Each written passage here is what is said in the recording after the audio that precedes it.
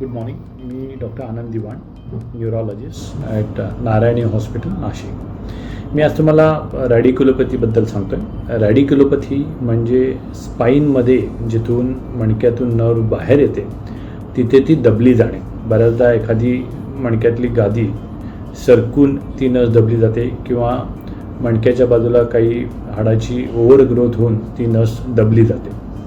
ह्याची लक्षणं म्हणजे त्या नर्वच्या डर्मॅटोम म्हणजे त्या नर्व जिथे जिथे सप्लाय करते तिथे मुंग्या येणं.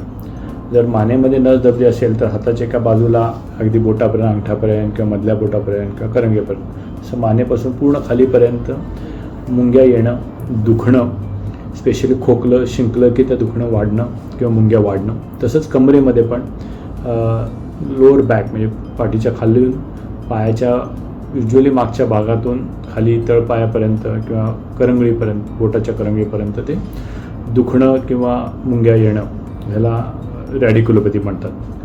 पायामध्ये त्याला सायाटिका पण असं संबोधलं जातं. जेव्हा ही लक्षणं असतील तेव्हा डॉक्टरांना भेटून त्यांच्या सल्ल्याने काही इन्व्हेस्टिगेशन्स आणि ट्रीटमेंट करून घ्यावं.